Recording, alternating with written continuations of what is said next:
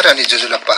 नेपाल भाषा एकाडेमीका निमित्त अनक मिडियाको प्रस्तुति र कीर्तिपुर नगरपालिकाद्वारा निर्मित रेडियो शिक्षा कार्यक्रमबाट म राजेश पुर्कोटी सदाझैं आजको आइतबार पनि शिक्षण सिकाइ सहजीकरणमा सहयोग पुर्याउनु हुने आदरणीय अभिभावकज्यूहरू लगायत विद्यार्थी भाइ बहिनीहरूलाई हार्दिक स्वागत अभिवादन गर्दछु।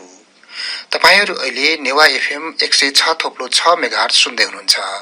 कीर्तिपुर नगरपालिका वडा नम्बर 4 स्थित बाघ भैरव माध्यमिक विद्यालय चम्पादेवीको म नेपाली विषय शिक्षक। आज म कक्षा 9 को नेपाली विषय शिक्षण सिकाइ क्रियाकलाप लिएर यहाँहरू समक्ष उपस्थित भएको छु। अबको आधा घण्टा हामी सँगै हुनेछौँ। त भाइ बहिनीहरू, रचना अन्तर्गत बुधा टिपोट र सारांश लेखन र बोधका बारेमा चर्चा गर्नेछु। आशा विद्यार्थी भाइ बहिनीहरू पनि साथमा पाठ्यपुस्तक, कापी र कलम लिएर रेडियो नजिक बसिसक्नु भएको छ। बुधा टिपोट के हो त बुधा टिपोट भनेको? म यस बारेमा छोटो चिनारी दिन गइरहेको छु। भाइ बहिनीहरूले बुधा टिपोटको बारेमा छोटो चिनारी लिनुहुनेछ। कुनै लामो लेख वा अभिव्यक्तिको सार झल्किने गरी अलग अलग बुधाहरू टिप्नुलाई नै बुधा टिपोट भनिन्छ। कुनै लामो लेख वा अभिव्यक्तिको सार झल्किने गरी अलग अलग बुधाहरू टिप्नुलाई नै बुधा टिपोट भनिन्छ। लिखित अभिव्यक्तिको यो शैली संक्षेपीकरण वा सारांशका लागि सहयोगी हुन्छ, किनकि मुख्य बुधाहरूलाई जोडेर अनुच्छेद तयार गर्दा सारांश तयार हुन्छ। बुधा टिपोट र संक्षेपीकरण वा सारांश दुवै उस्तै हुन्। फरक यति छ कि बुधा टिपोटमा सिङ्गो अभिव्यक्तिको सार बुधागत रूपमा रहेको हुन्छ भने संक्षेपीकरण वा सारांशमा तिनै बुधाहरू समेटेर एउटा संक्षिप्त अनुच्छेद तयार गरिन्छ। त भाइ बहिनीहरू, यो बुधा टिपोट गर्दा हामीले केही विशेष कुराहरू ध्यान दिनुपर्ने हुन्छ। अब म बुधा टिपोट गर्दा ध्यान दिनुपर्ने कुराहरू यहाँहरू समक्ष राख्न गइरहेको छु। क. दिएको अनुच्छेदको भाव बोध नहोउन्जेलसम्म ध्यानपूर्वक दोहोर्याई वा तिहर्याई पढ्नु पर्छ। ख. लिखित अनुच्छेदको आरम्भमा शीर्ष वाक्य रहने हुँदा त्यसलाई पहिलो बुधा मानी त्यसलाई पुष्टि गर्ने दोस्रो, तेस्रो र चौथो बुधा रेखाङ्कन वा टिपोट गर्दै जानु पर्छ। ग. बुधा टिपोट आफ्नै भाषामा स्पष्ट र सरल रूपमा गर्नु पर्छ। घ. बुधा टिपोटमा असमापक क्रियापद प्रयोग गरी वाक्यांशहरू तयार गर्नु पर्छ। त्यसै गरी अर्को बुधा ङमा छ। पहिलो र दोस्रो बुधा पछाडि अल्प विराम लेख्नु पर्छ। तेस्रो बुधा पछि र लेखेर चौथो बुधा लेखेपछि पूर्ण विराम दिनु पर्छ। च. बुधाहरू सकेसम्म छोटा, छरिता र मूल अनुच्छेदको भावलाई समेट्न सक्ने हुनु पर्छ।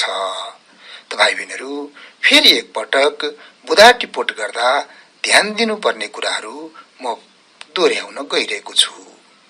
क.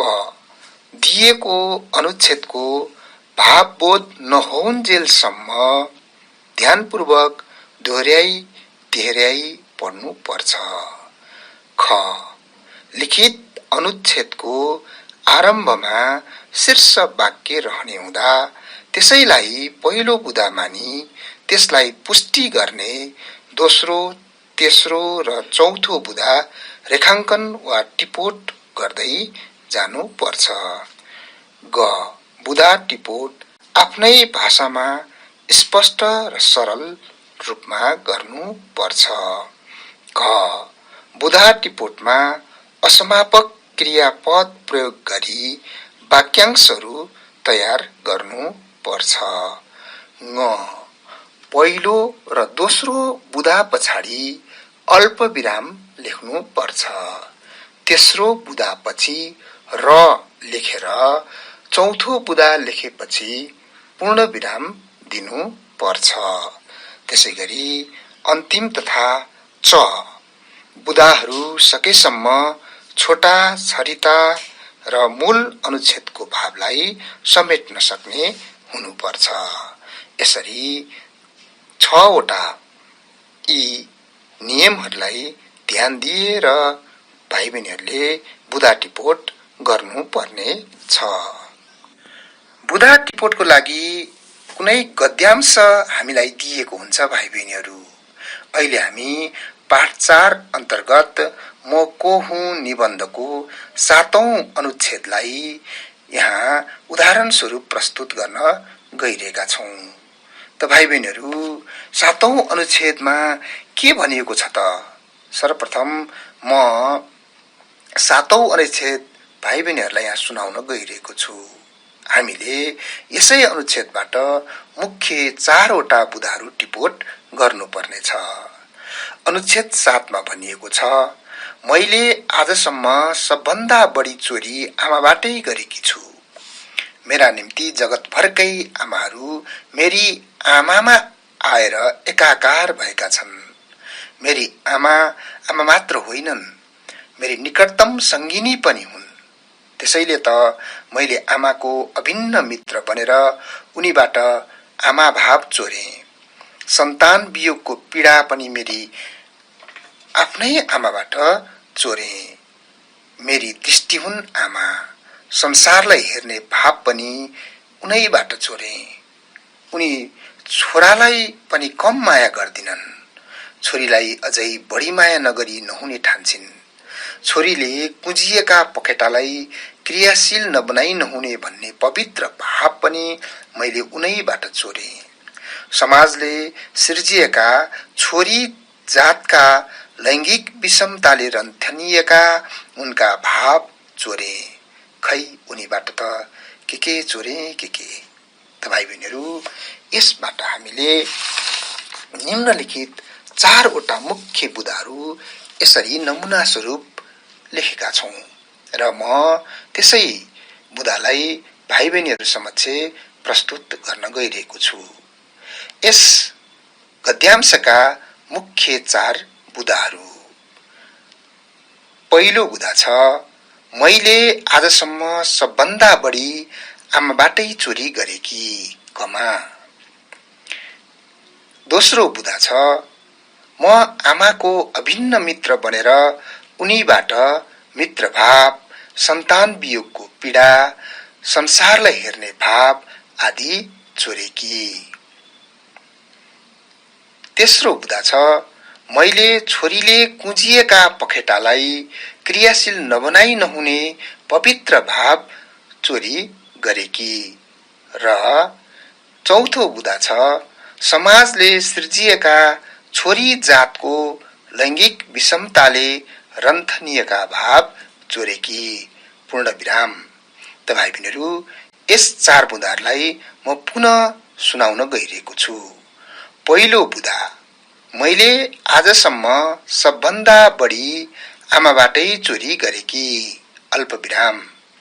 दोस्रो बुधा छ, मैले आमाको अभिन्न मित्र बनेर उनीबाट मित्रभाव, सन्तान वियोगको पीडा, संसारलाई हेर्ने भाव आदि चोरेकी, अल्प विराम। तेस्रो बुधा छ, मैले छोरीले कुँजिएका पखेटालाई क्रियाशील नबनाई नहुने पवित्र भाव चोरी गरेकी।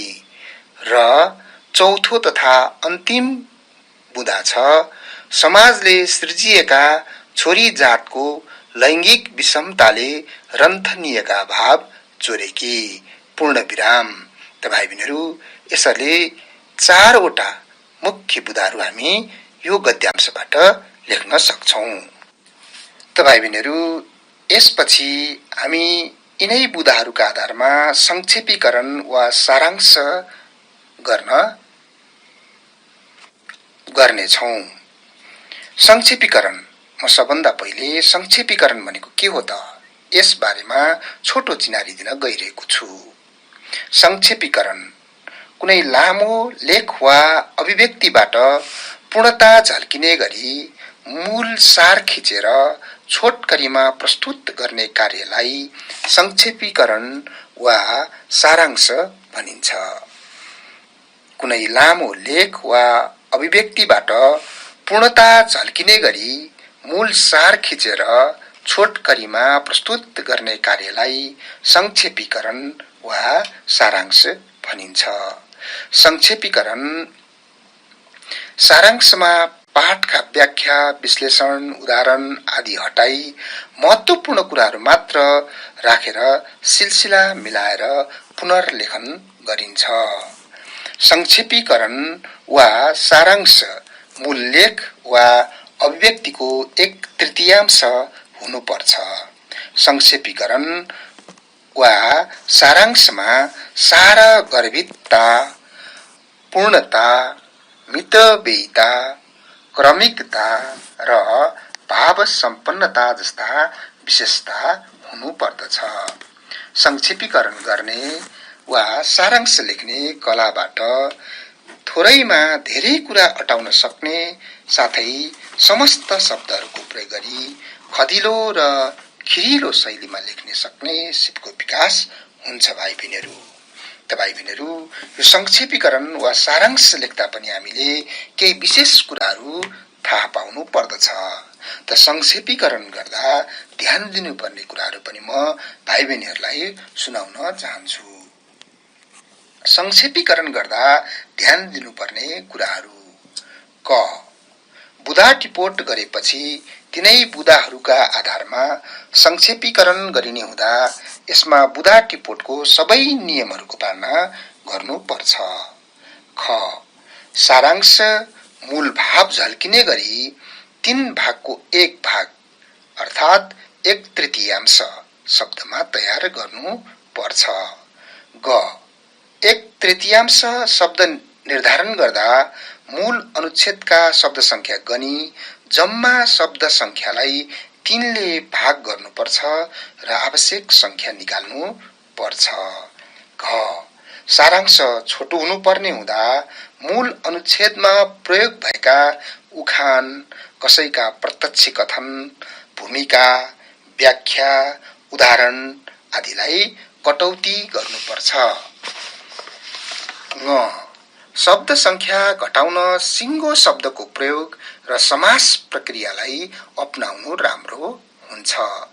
च खेसरा लेखन गरेको छ भने आवश्यक काटछाट गरी परिष्कार गरी साफी लेखन गर्नु पर्छ। साफी लेखन गरिसकेपछि विषयवस्तु सुहाउँदो शीर्षक पनि दिनुपर्छ।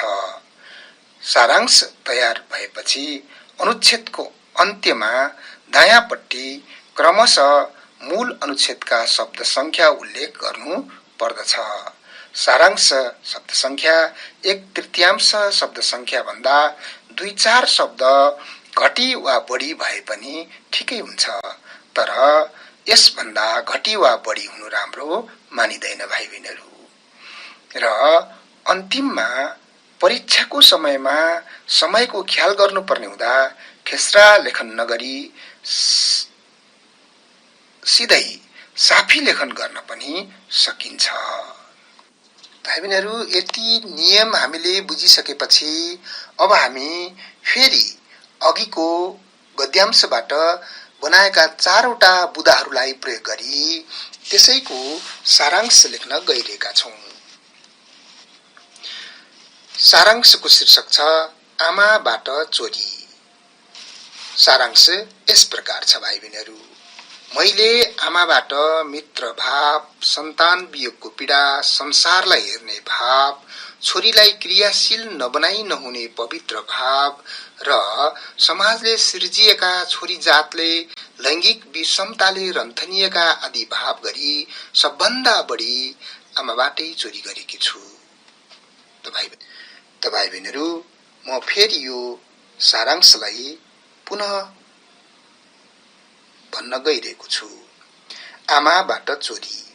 मैले आमाबाट मित्र भाव, सन्तान वियोगको पीडा, संसारलाई हेर्ने भाव, छोरीलाई क्रियाशील नबनाइ नहुने पवित्र भाव र समाजले सृजिएका छोरी जातले लैङ्गिक विषमताले रन्थनिएका आदि भाव गरी सबभन्दा बढी आमाबाटै चोरी गरेकी छु।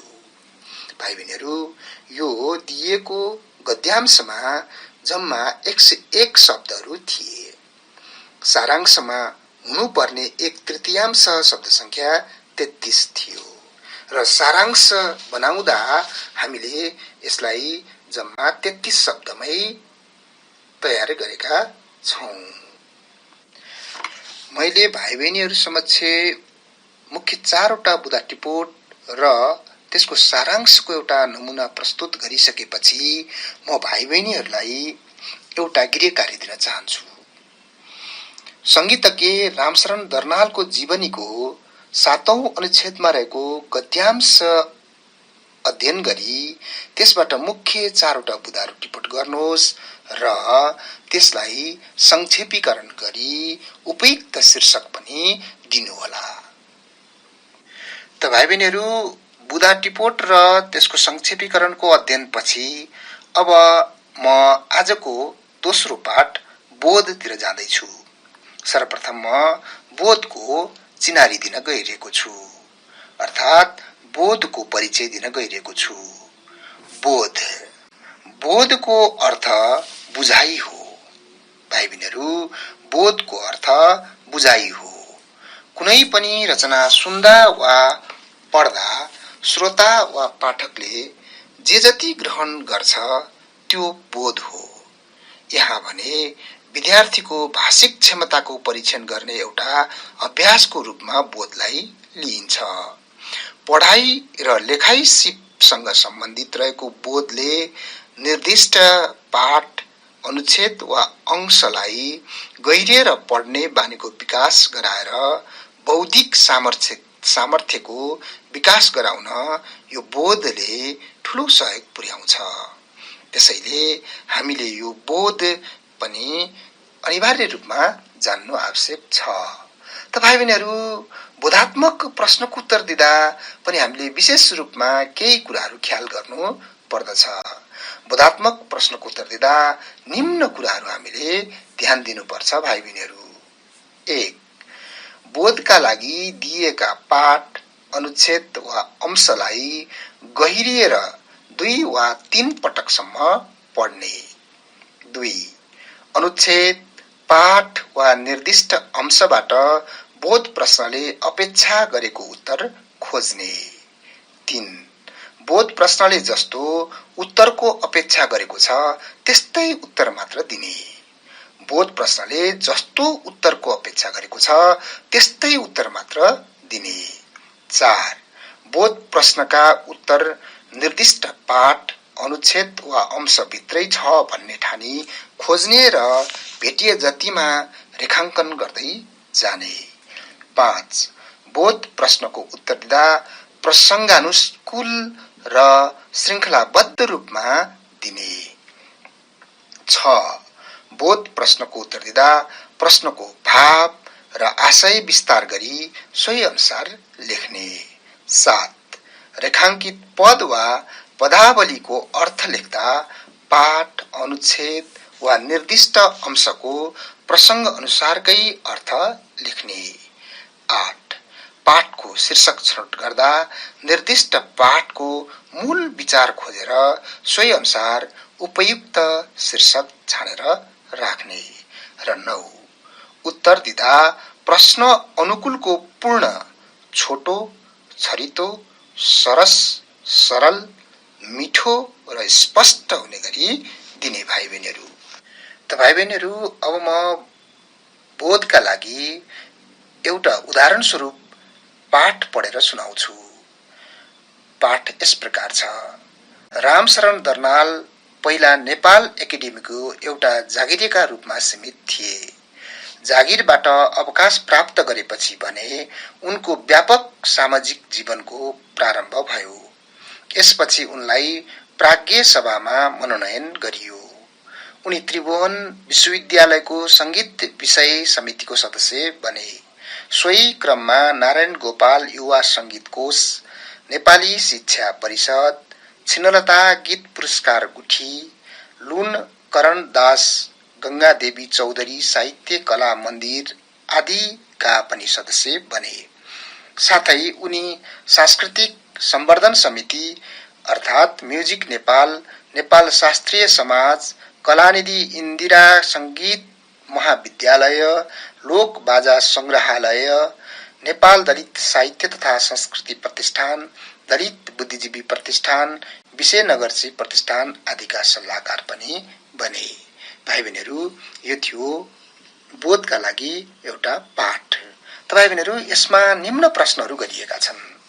क, अनुच्छेदबाट अपादान कारक र पञ्चमी विभक्ति प्रयोग भएको वाक्य पहिचान गरी लेख्नुहोस्।